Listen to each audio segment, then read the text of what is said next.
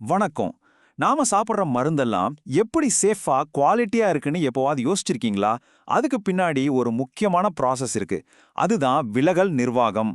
மருந்து உற்பத்தியில ஏற்படுற சின்ன சின்ன தவறுகளை கூட அவங்க எப்படி கையாளுறாங்கன்றத பத்தி தான் இன்னைக்கு நாம விரிவாக பார்க்க போறோம். ஒரு சின்ன பேப்பர் ஒர்க்ல லேட் ஆகுறதும் தப்பான ஒரு மூலப்பொருளை யூஸ் பண்றதும் ஒண்ணா முடியவே முடியாது இல்லையா? இந்த கேள்விதான் விலகல் நிர்வாகத்தோட மையப்புள்ளியே. ஃபார்மா துறையில இந்த ரெண்டு தப்புக்கும் நடுவுல பெரிய வித்தியாசம் இருக்கு. அது என்னன்னு தான் நம்ம இப்போ ஆழமா பார்க்க போறோம். ஃபார்மா துறையோட முதல் ரூல் என்ன தெரியுமா? எல்லா தவறுகளும் ஒண்ணு கிடையாது. சில தவறுகள் வெறும் டாக்குமெண்ட்ல இருக்கிற ஒரு சின்ன மிஸ்டேக். ஆனா வேறு சில தவறுகள் ஒரு நோயாளியோட வாழ்க்கையே கேள்விக்குறியாக்கலாம். இந்த வித்தியாசத்தை முதல்ல புரிஞ்சுக்கிறது ரொம்ப முக்கியம். இத ஒரு தராசு மாதிரி நினைச்சுக்கோங்க. ஒரு பக்கம் மருந்தோட தரத்தை பெருசா பாதிக்காத சின்ன சின்ன விலகல்கள், இன்னொரு பக்கம் நோயாளியோட பாதுகாப்பையே கேள்விக்குள்ளாக்குற மோசமான தவறுகள். இந்த ரெண்டுக்கும் நடுவுல இருக்கிற வேறுபாட்டை உணர்ந்து அதை சரியா பிரிக்க ஒரு சிஸ்டம் தேவைப்படுது. சரி, அப்போ இந்த விலங்குகளை எப்படி வகைப்படுத்துறாங்க? அதனோட ஆபத்தை வச்சு முக்கியமா 3 வகையா பிரிக்கிறாங்க. அது என்னென்னு கொஞ்சம் டீட்டெயிலா பார்க்கலாம் வாங்க. முதலாவது சிறிய விலகல், அதாவது மைனர் டீவியேஷன்.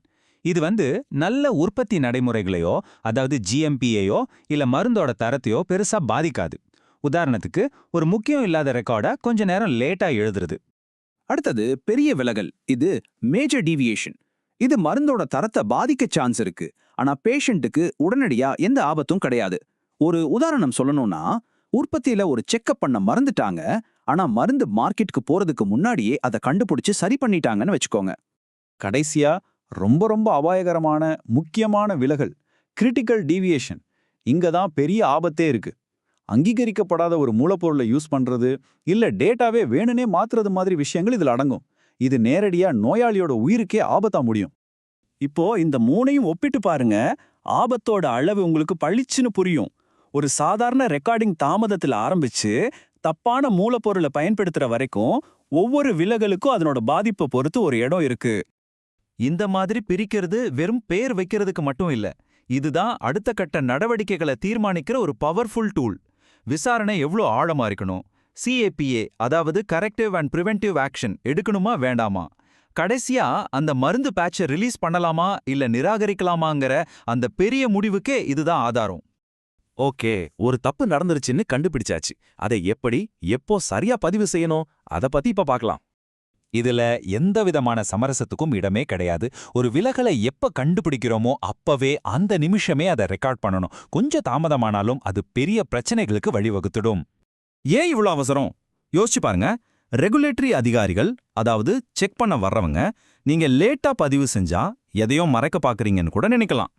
இது கம்பெனியோட நம்பகத்தன்மையே கேள்விக்குள்ளாக்கிடும். ஒரு நல்ல விலகல் அறிக்கை ஒரு டிடெக்டிவ் ஸ்டோரி மாதிரி தான்.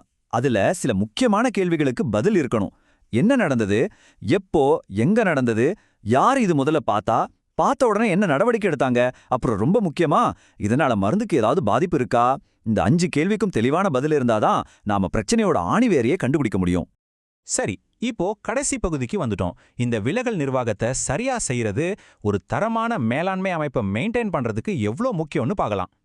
பொதுவா ஆடிட்டிங் நடக்கும்போது கம்பெனிங்க என்ன தப்பு பண்ணுவாங்க தெரியுமா?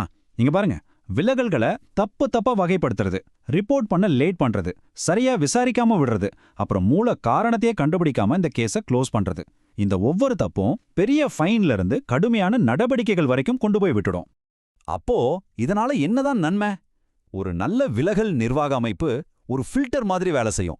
அது சின்ன சின்ன தேவையில்லாத பிரச்சனைகள் எல்லாம் ஒதுக்கிட்டு கம்பெனி தன்னோட மொத்த கவனத்தையும் நேரத்தையும் பணத்தையும் உண்மையான பெரிய ஆபத்துகளை சமாளிக்கிறதுக்கு பயன்படுத்த உதவும். கடைசியா நம்ம புரிஞ்சிக்க வேண்டிய விஷயம் ஒண்ணே தான். இந்த விலகல் நிர்வாகம்ங்கிறது வெறும் பேப்பர் ஒர்க் இல்ல. இது மொத்த உற்பத்தி ப்ராசஸையும் நம்ம கண்ட்ரோல்ல வச்சிக்க உதவுற ஒரு முக்கியமான சாவி. முடிக்கிறதுக்கு முன்னாடி உங்களுக்காக ஒரு கேள்வி. நீங்க வேலை செய்யற இடத்துல இருக்கிற குவாலிட்டி சிஸ்டம், இல்ல நீங்க படிச்ச சிஸ்டம் நியமாவே ரொம்ப கிரிட்டிக்கலான ஆபத்துகள் மேல கவனம் செலுத்துதா, இல்ல சின்ன சின்ன விஷயங்கள்லயே மாட்டிக்கிட்டு முழிக்குதா? இத பத்தி கொஞ்சம் யோசிச்சு பாருங்க.